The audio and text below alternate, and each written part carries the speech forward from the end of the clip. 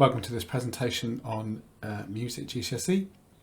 I'm Mr. Haggett, and on the course I teach alongside Miss Harbour. So I tend to concentrate on the performance and composition side, and Miss Harbour concentrates on the appraising side of the GCSE. So the topics that we cover at GCSE: appraising, which basically is listening to music. So you learn how to not just to listen, but how to analyse music. So when you're talking about music, you can tell people what's going on in that music and why it's going on. So similar things you'd have done at Key Stage 3 when you talk about things like tempo and dynamics and tonality, but for all different types of music. And these fall into 4 areas of study. Area Study 1, which is forms and devices, which kind of is quite a lot of classical music. Area Study 2, music for ensemble, which includes choral music, musical theatre, jazz, so anything where music is created in an ensemble.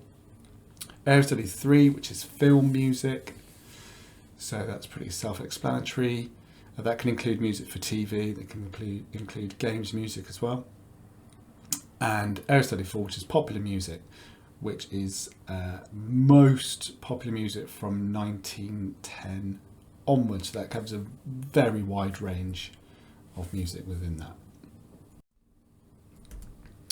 You will also study performance, and then lesson time will be given for you to work on performance.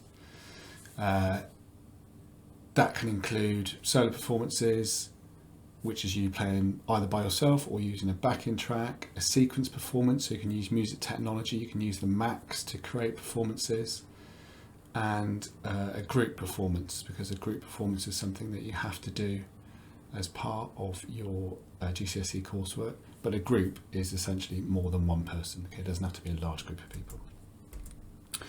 And then composition, so you'll learn how to compose, and that ties in lots of aspects of your course. So the appraising teaches you how composers work. Performance gives you an experience of how composers have done stuff for your instrument. And then you will learn how to compose for your own instruments or using Logic. Okay, entirely up to you which you choose to do. There is an appraising exam. That's 40%. Okay, and that's a 75-minute listening exam where pieces of music will be played, and there'll be questions asking you how does the composer get this piece of music to sound the way they want it to sound, or to represent a certain thing. That might be one of the questions. How they use tonality, that might be a question. Very little writing in the exam. There's only one extended piece of writing in the exam, even that can be bullet pointed, so it's mostly short form answers. And then coursework performance is 30% of that, so you need to do a 4 to 6 minute recorded performance. You can have lots of goes at doing that recording. It doesn't have to be all in one go. Multiple recordings can be used for that, and that will be 1 or 2 solo performances normally, and a group performance. So group performance again is more than one person performing. If you're a singer, it would mean you'd have to do kind of harmonies on a piece, not sing the main line. If you're a drummer, it means you just do what you do because you are part of that group. As long as you're not playing the lead part, the most significant part in that piece, that counts as a group performance. Okay, so that's 30%. And composition. So that's 2 pieces of music that you will write. Both of them we've written in Year 11. And you'll develop the skills for that in Year 10. And one is to a brief set by the exam board, and the other is a free composition that can be in any style you like, entirely free, entirely up to you. Entry requirements. Well, there's a range of instruments you could play. So obviously you have to have an instrumental skill. So strings, that includes guitars, violins, brass, that would be trumpets, things like that. Woodwind, percussion, keyboard. Your voice, loads of people don't realise that the fact they can sing is an instrument. So that's something you could use. Music technology, so using the Macs to create sequence performances. So you'd create a backing track, your own kind of mix of a song if you want, or a remix of a song, and you have to play one live part over the top of that. You could rap, you could do DJing. Any of those things are allowed for Music GCSE. And then in terms of entry requirements, for the exam you need to be at grade 3 standard or above. So if you already have an instrumental lessons and you understand that music grades are kind of exams you have, maybe one per year, that show how well you're doing, starting off at grade 1, going up to grade 8, and then beyond that they go to diploma level. But you don't have to take graded music exams, because me and Miss can advise you on what level the piece that you've chosen to do is. We'd advise you to have instrumental tuition, either in or out of school, but you can be self-taught. People have taught themselves with apps or watching lots of YouTube videos, and you can definitely get to a standard. You can get, in fact, you can get beyond the standard by being self-taught, but instrumental tuition does give you an advantage in picking up techniques nice and early.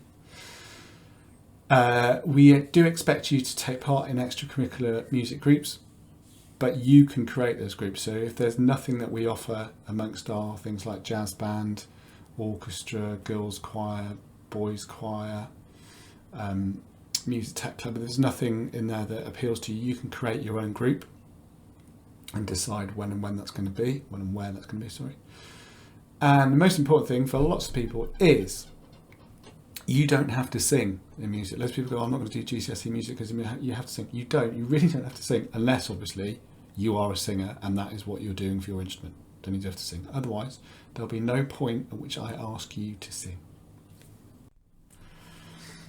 Why you should consider taking music GCSE? Well, you'll get to work with other people who are really into music in the classroom, and that's a really good, fun thing for people to get into.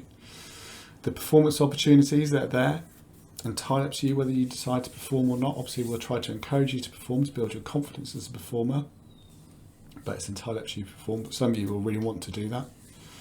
Spending time, lesson time, developing your instrumental skills. Learning how to create the type of music that you like. So we will teach you whatever music you're into. I will try and get it so that you can recreate that style in your compositions. So it's music that you really like doing. Creating music that sounds authentic, so it will sound like things that you actually hear, because the software that we use is the industry software. And 60% of the course is practical. Okay, so 60% of your lesson time will be based on practical things.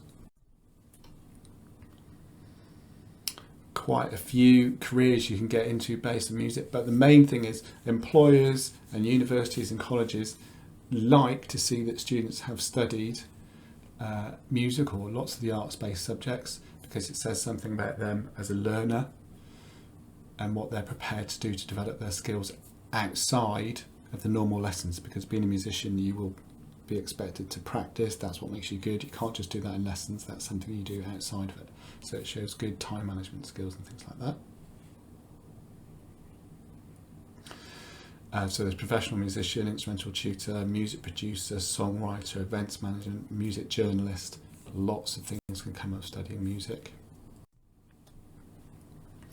And if you've got any further questions about it, then just email jth@cleeveschool.net and I'll get back to you with that information.